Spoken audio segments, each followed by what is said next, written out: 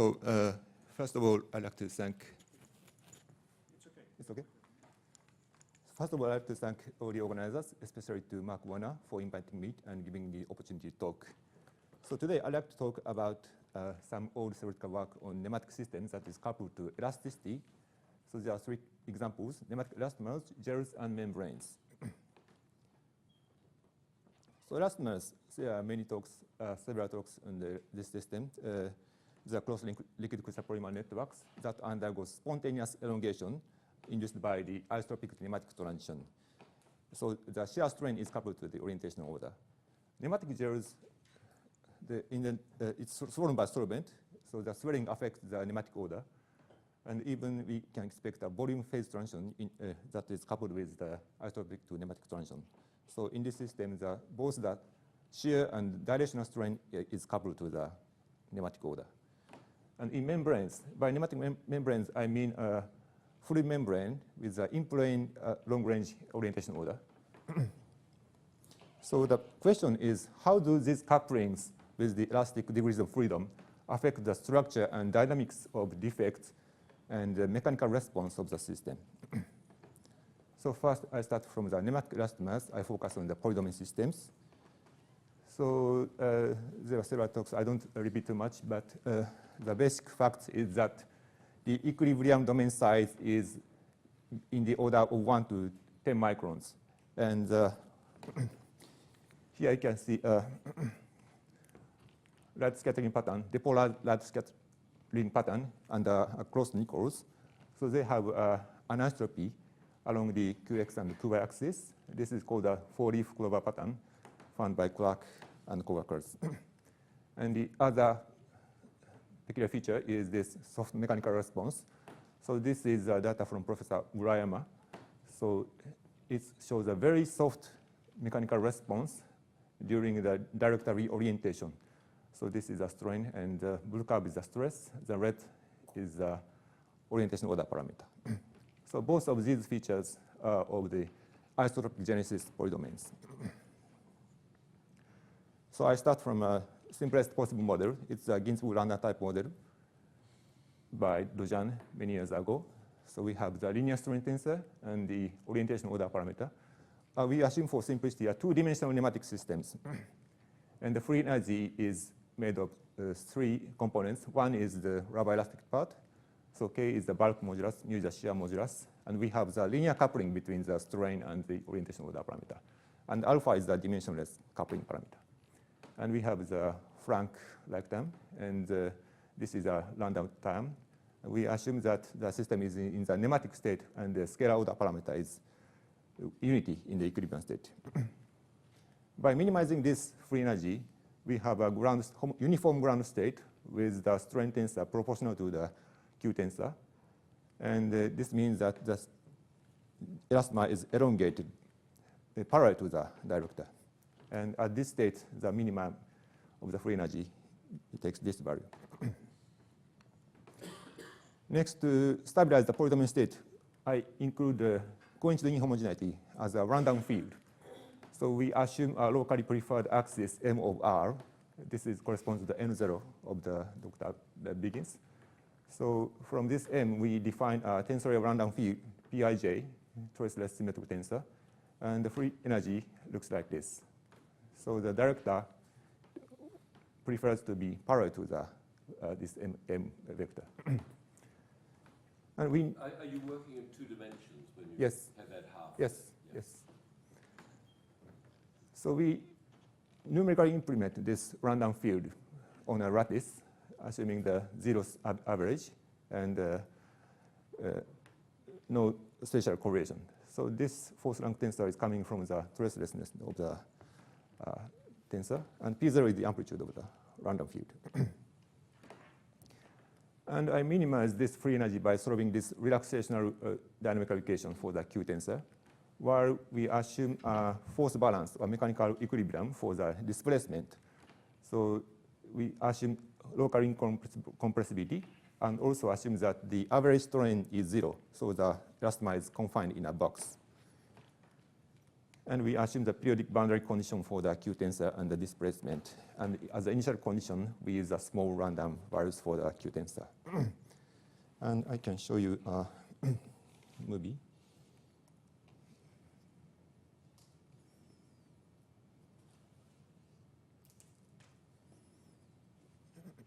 Sorry.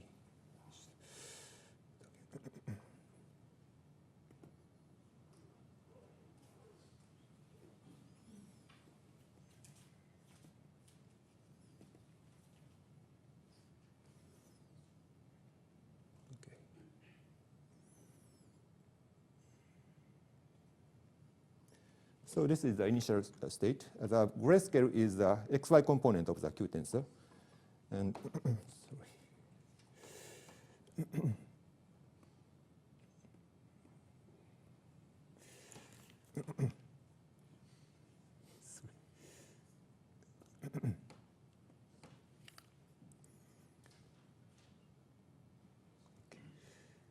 Okay, so we start the time evolution. Then we get the coarsening of defects, as you can see. And finally, the defects are pinned by the random field. So this is on cooling? Yeah, yeah. So it's initially cooled and then at the same temperature. And you see, you can see red spots. These red spots show the region where the Frank energy is more than 10 times higher than its spatial average. So it shows the discrimination points.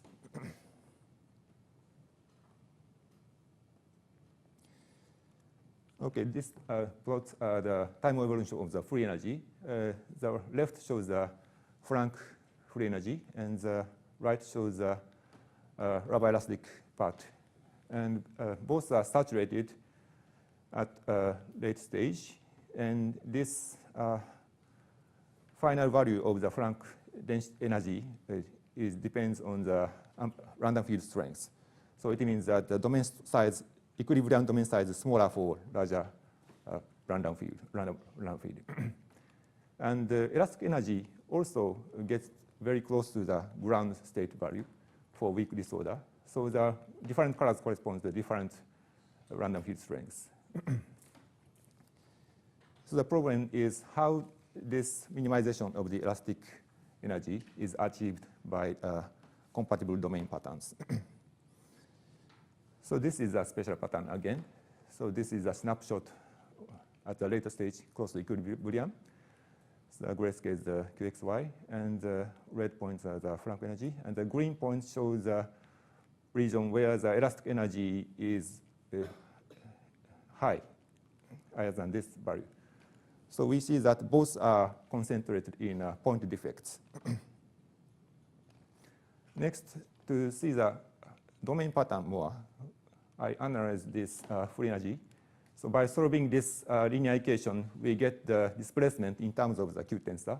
And putting it back into the free energy, we get the elastic energy in terms of the Q tensor. And this is an expression in the Fourier space, and this is a real space expression. So it's a long-range interaction with the kernel G. The kernel is G is related to some green function of the double Laplace equation. So here the 1 over the 2 Laplacian means the green function for the double Laplace equation. So it's basically scaled with 1 over R to the spatial dimension. Now it's D with some complicated angular factor. So when in 2D and when the scalar order parameter is fixed, we can further simplify this into this form. So it's over 1 over R squared with this angular term. So theta relative means that the angle between the director and the angle between the local director and the vector connecting the points R and R prime. So by minimizing this angular term, we expect this kind of correlation domain patterns. So it means that if the central domain is in the vertical direction, then it pushes the domain in this top and bottom, so they tend to be perpendicular to the central domain.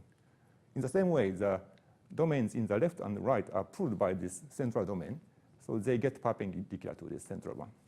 And in the oblique directions, plus minus 45 degrees, we expect to have a positive orientation and correlation.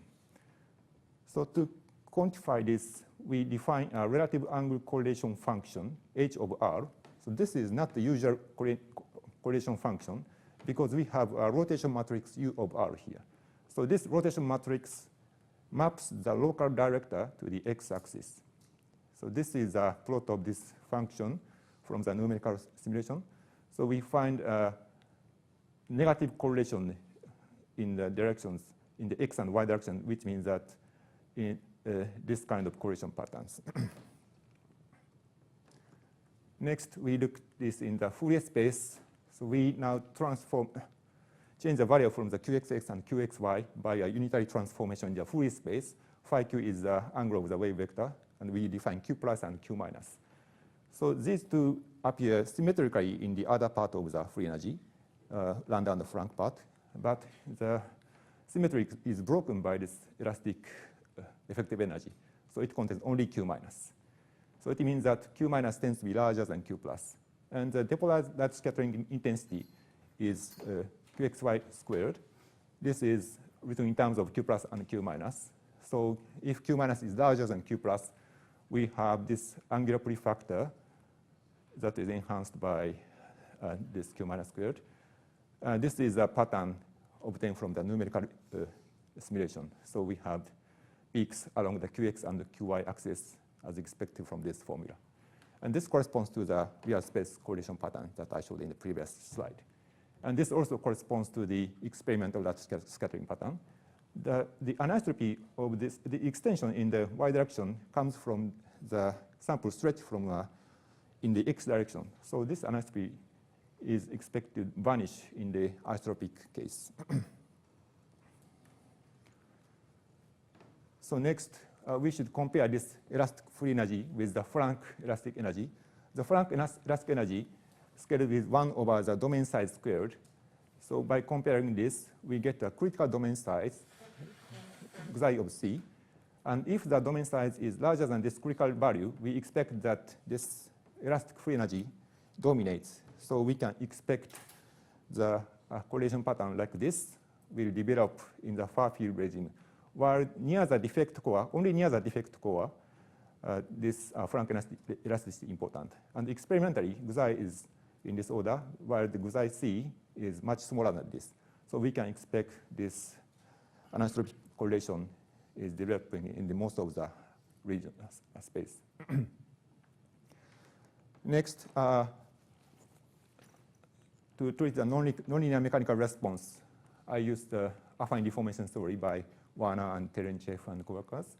So it was explained by the previous speaker also. So I don't repeat too much, but so they treat the liquid crystal polymer as an anisotropic Gaussian random walks, and they can describe arbitrary cross-linking conditions. So first, I consider isotropic genesis case. The chain end-to-end vector as a cross-linking in the isotropic phase obeys this isotropic Gaussian distribution. But in the nematic phase, it's anisotropic Gaussian with this is alpha q is the anisotropy part, and alpha is the parameter as before. And by assuming the affine deformation, they obtained this well-known free energy for the nematic elastomers. Now we slightly extended this model by assuming that the cross-linking is done in a non-equilibrium state. So the initial chain conformation is deviated by this small amount of on order of R, large R. So this R is a random stress field with a zero spatial average and with a spatial, with zero spatial correlation and the amplitude R naught.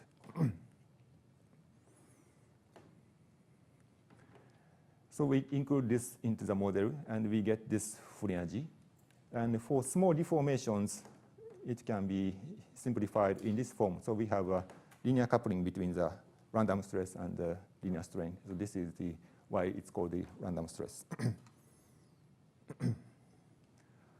Then I minimize this free energy. For that purpose, I have to add free energy that depends on the volume. So this is to conserve the local volume. So it has a sharp minimum around delta lambda equal 1. and we add the Frank energy. We assume that the scalar order parameter to be unity. And the displacement is defined by this formula. The average strain tensor is given by this uniaxial extension by elongation ratio lambda. So lambda is a controlled parameter in our simulation. And we minimize the F free energy by solving this relaxation equation for the displacement and the director field. So in the first stage, we quench from the isotropic phase, keeping the sample length unity, and then stretch with a constant ratio, rate B, beta, and at some point, we unload this with a constant rate, beta prime. And this is a special patterns for anisotropy parameter 0.5. This gives the elongation ratio of 1.11. And starting from the isotropic unstretched sample, the defects gradually disappears, and above this threshold, we get almost homogeneous pattern. This is the monodomain state. And this shows free energy as a function of the elongation ratio. The red curve is in the stretching stage, and the green curve is the unstretching stage. So we see a small hysteresis. So this is a magnification of this small strain regime. So we see some hysteresis, but basically the total free energy is almost constant during up to lambda equal lambda minimum, so the spontaneous elongation ratio. So this is a sort of polydomain monodomain transition. But if you look at this closely, we have a slightly negative average stress between here and here. So why is that? So to see that, I show the components of the free energy. The red one is the total one. The green one is the homogeneous part of the elastic energy. And the pink one is the random field dependent, random stress dependent term of the free energy. And the finally the blue one, that dot curves the Frank energy. So this is a magnification. We see that the Frank elastic energy decreases while the random field energy increases. And the homogeneous part of the elastic energy is almost constant. So it's a subtle balance between these two that determines the sign of the total stress. Next, we move to the nematic cross-linked case. You mean defect nematic genesis case in the term. So we quench the liquid crystal polymer melt into the nematic phase and let it coarsen up to some point, and then we cross-link it. And the orientation as the cross-linking Q0 is memorized into the network in this through this initial distribution of the chain conformation. And this is the affine deformation theory, the free energy. And we expect to have a strong memory of this initial orientation field if the correlation length of this Q0 is larger than the critical domain length, domain size that I introduced in the previous part. And this is a special patterns. So we see, so in this case, the alpha equal 0.2, so the spontaneous elongation ratio is 5%. So even above this critical threshold, we see a remnant of the initial texture pattern. So this is a strong memory case. And this is a comparison of the stress strain curve for the isotropic genesis case and the defect nematic genesis case. And the different curves corresponds to different anisotropy ratio, 0.2 to 0.8. So we see almost flat zero stress up to 40% for the isotropic genesis case, while we have a hard response for the nematic cross-linking case.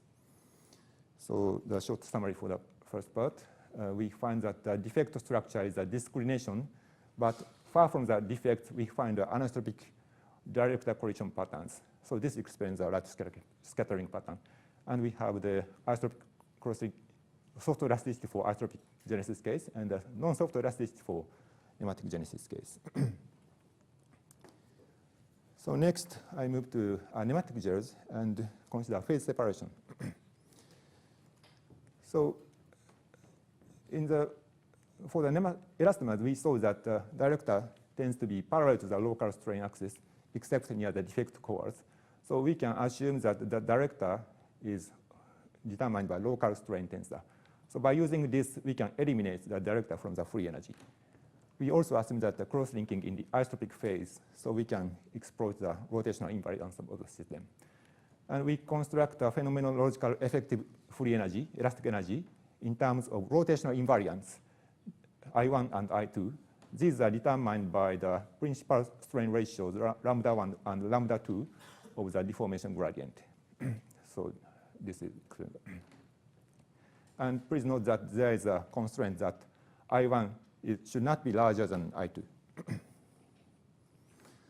Okay, now we take a minimum of this free energy, I1m and I2m, under this constraint. Then this is a phase diagram. Below this line is an unreachable region, and we should be always in this upper region, and starting from the I1 equal 1 and I2 equal 1. And if the stationary point of the free energy is in this region, above this line, then we get the derivative of f is 0 at this point. And this corresponds to a nematic minimum with an anisotropic strain. But if the stationary point of the f is below this line, then this constraint does not allow us to reach this true minimum. Instead, we have to search a minimum along this line. So this corresponds to the isotropic phase minimum with this equation. So this is the difference between the nematic and isotropic case. And we can expand the free energy in terms of linear strains, like up to second order, like this form. And C4 is the shear modulus, and this is proportional to the del F del I2. So this vanishes in the nematic phase. This corresponds to the soft shear mode, as predicted by Grubovich and Lubensky in more general context. So now I write down this free energy in a very phenomenological way. So we assume a double well potential for the volume. And here is a dependence on the shear strain. So we expand it up to the second order in I2. Then we define the effective shear modulus by the derivative of f by I2. So as I said, this effective shear modulus is positive in the isotropic minimum, but it vanishes in the nematic minimum. So we have 4 patterns for the phase coexistence. One is the isotropic to isotropic coexistence. The minima, 2 minima are both on this isotropic line. And this is a line that gives a vanishing shear modulus. But if this line crosses with this isotropic line, we have 2 minima here and here. So this corresponds to a dense nematic phase and a swollen isotropic phase. Swollen because I1 is larger here. And if this vanishing effect shear modulus line is crossed like this, then we have the opposite case. In this case, the dense phase is isotropic and the swollen phase is nematic. Finally, we have a nematic coexistence. So we have 4 patterns. First, the isotropic case. We include the surface tension term and the Frank-like term in this form. QE is a symmetric traceless part of the deformation gradient, deformation strain tensor, nonlinear strain tensor. And we minimize this free energy by solving this equation for the displacement, fixing the average strain to unity. So the system is fixed in a box. First, the isotropic to isotropic case. In this case, we get finally a form-like domain morphology like this.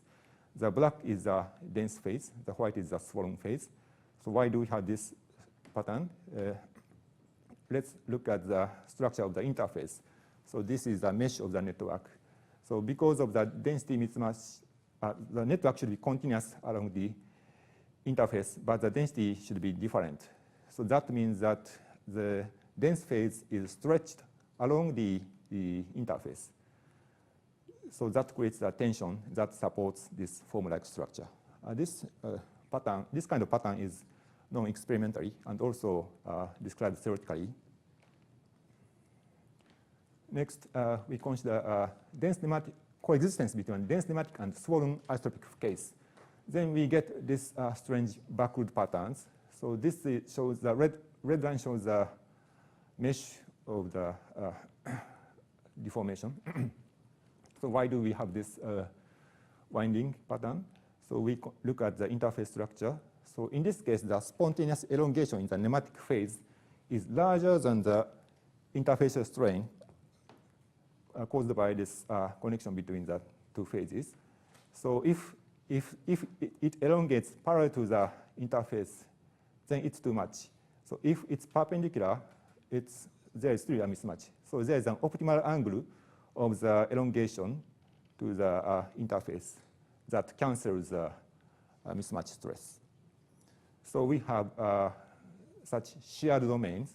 And if these shared domains are connected at some junction, then we have spontaneous torque at the junction, which winds up this structure. And next, we consider the opposite case, dense isotropic and swollen nematic case. So this could be achieved by using a strongly mesogenic solvent. So this shows the evolution of the domain pattern. First, we have a network-like structure like before. But finally, we have a droplet of dense isotropic phase in the sea of swollen nematic phase. So why do we have this pattern? So this is the interface structure. So because of the continuous mesh at the interface, we have the director perpendicular to this interface. So this corresponds to a homeotropic anchoring in a set. And because of this anchoring, the director field is disturbed. So the nematic phase in the polydomain state, so they cannot support shear stress because of the soft elasticity. So that's why we have this liquid-like droplet morphology for this case. So summarizing the gel part, so we obtained a minimal model of phase separation and various domain morphologies depending on the mismatch between the interfacial strain and the spontaneous elongation in the nematic phase. Finally, I'd like to speak about the membranes, nematic membranes. So we consider a specific system composed of Gemini surfactants. This is a twin surfactants connected by rigid hydrocarbon spacers. And this spacers makes an in-plane long-range order in the membrane. So there's one experiment by Oda and Kurakaz. So they used a bilayer of such Gemini surfactants with chiral counter ions that twist the rigid head of these Gemini surfactants. Then they obtained a tubule-like structure or helix-like structure depending on the molecular length of this spacer. So it means that the saddle or cylindrical curvature is induced by the in-plane nematic order. The model they used to explain was this. This is a very old model. This is the usual bending rigidity, Gaussian bending rigidity.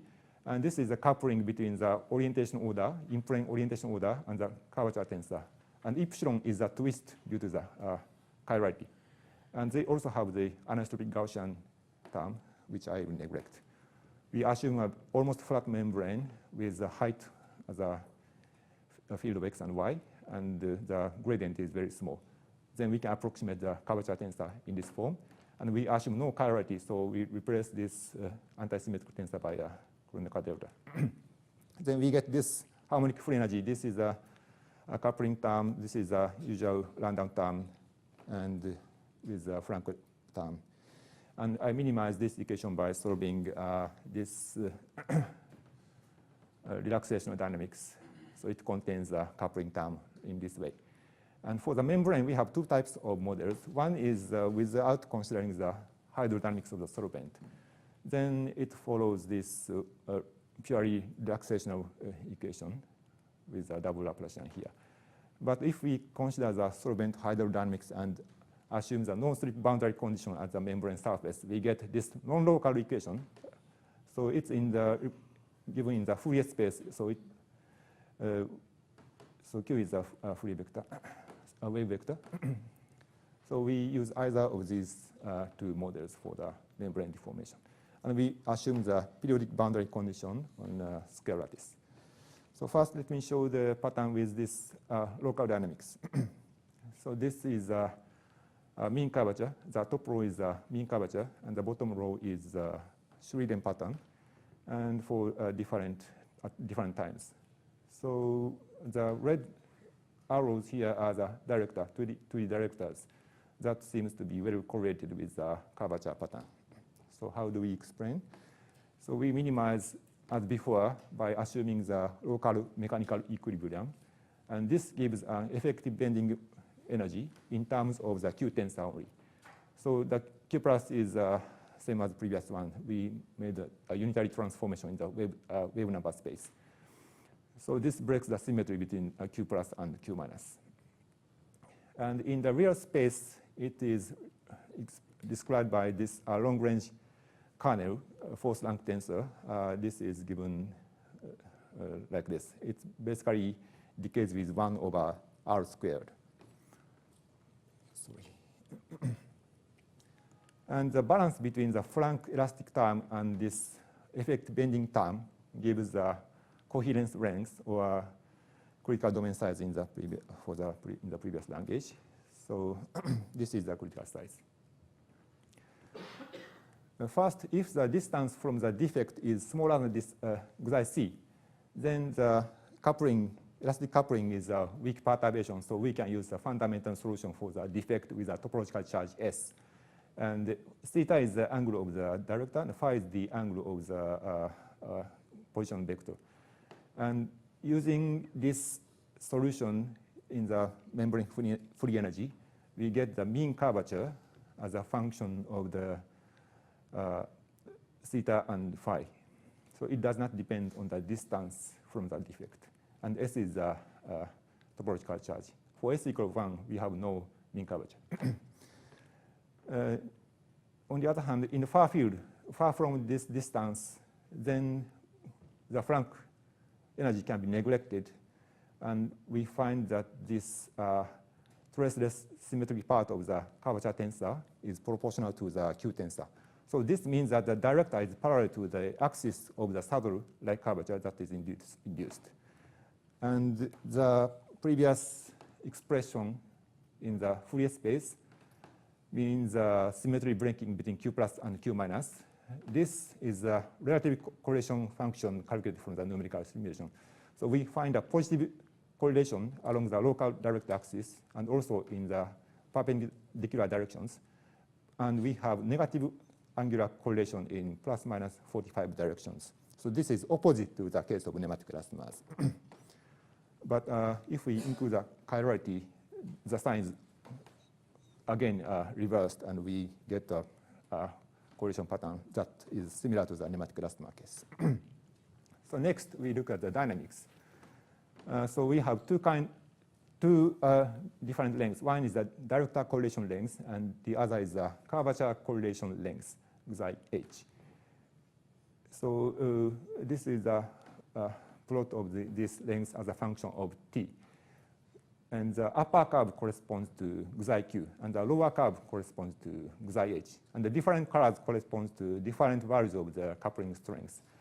So if there is no coupling, it follows a power law with exponent 0.43. It's slightly smaller than 0.5 that is expected from the scaling argument. This is due to the logarithmic correction in the Frank elasticity, as known for the 2D model. But as soon as we include this anchor coupling, we get a much smaller exponent. And further, there is a difference between these two lengths in the initial stage, and finally they merge. And the asymptotic exponent is about 0.13. So this is understood from this equation for the height displacement. So by scaling, we can expect that the correlation length will scale as t to the power of 1 over 4. But because of some logarithmic correction in the 2D system, we have a much smaller exponent in the numerical result. Next, we include the hydrodynamics of the solvent, assuming the no-slip boundary condition at the membrane surface. Then we solve this equation in the Fourier space. And this is again the plot of the xi q and xi h as a function of time. The pink curve shows the with the hydrodynamic, and the green is the local dynamics. So the exponent is slightly larger than the previous case, but still is a very small value, 0.17. So there is a weak hydrodynamic acceleration. And from the scaling argument, we can expect that the exponent should be 1/3, but again, because of the logarithmic correction, probably this exponent is smaller than 1/3. So I'm coming to almost to the end of my talk. So for the nematic elastomers, we get discriminations with a positive director correlation in plus minus 45 degrees directions relative to the local director. And we obtain soft or non-soft response for the isotropic or defect nematic genesis point domains, respectively.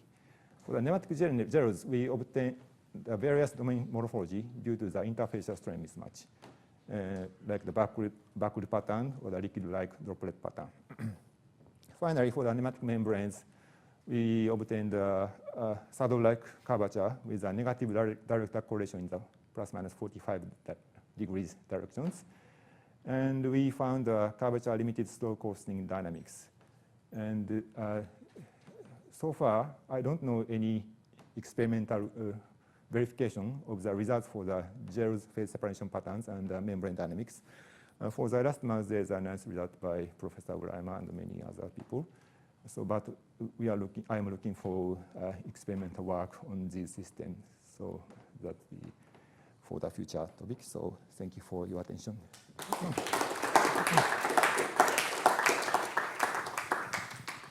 Questions?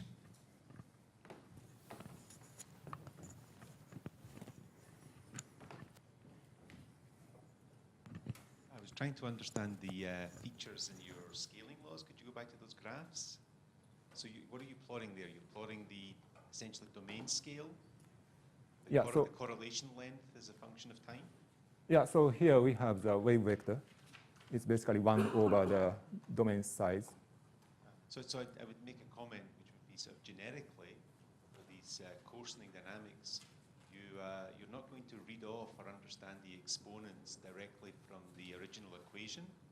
You're going to need to find an emergent dynamical system which is governing essentially the low-dimensional structures that are being moved around. So these arguments which look at the original equation and get scaling laws, they're not going to provide the information you need to explain the T1 e to the power 0.17 or 0.18. You need to do something else. Okay. Yes, but in the conventional XY model with a non-conservative dynamics, this scaling argument works very well. And we have an exponent close to 1/2. So I just use this argument to this system. Other questions?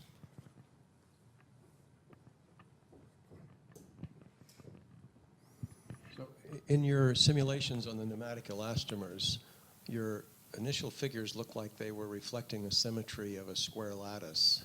So were your simulations? No, this is not reflecting the lattice structure, but this comes from the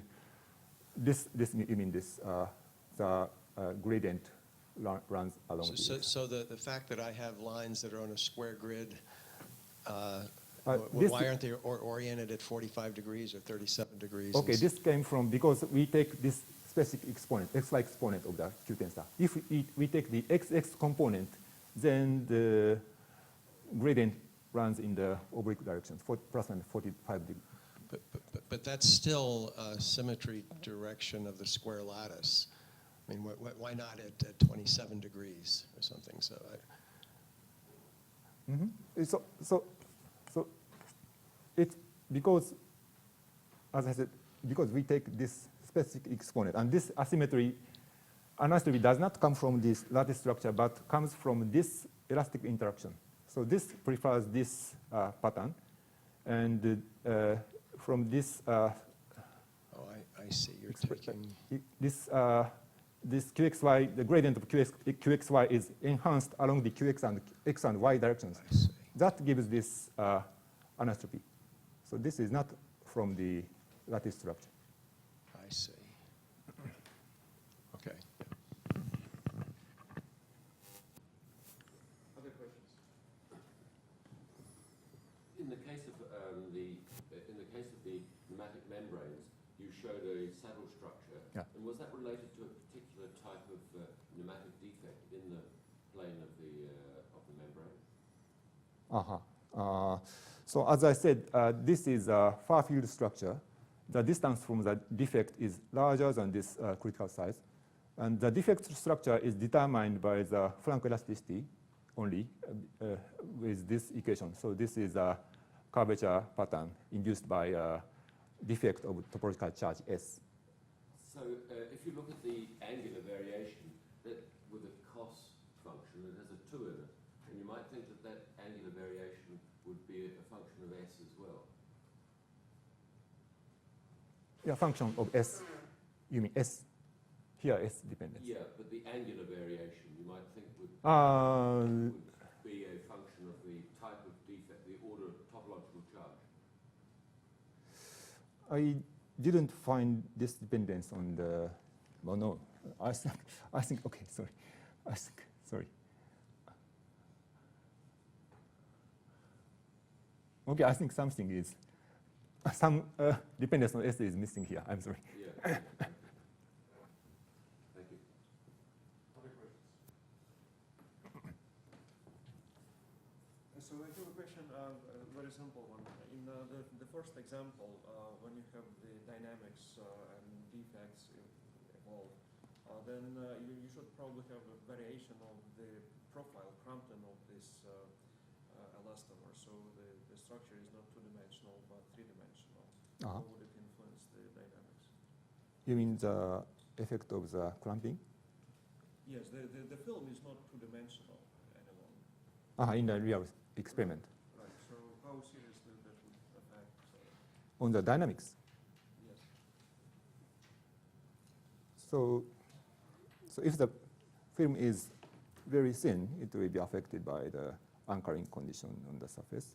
But if we But if it's free? sorry. If it is free? Then I don't see any reason to find the significant difference due to the boundary effect. Okay. Any other questions? If not, thank you very much again.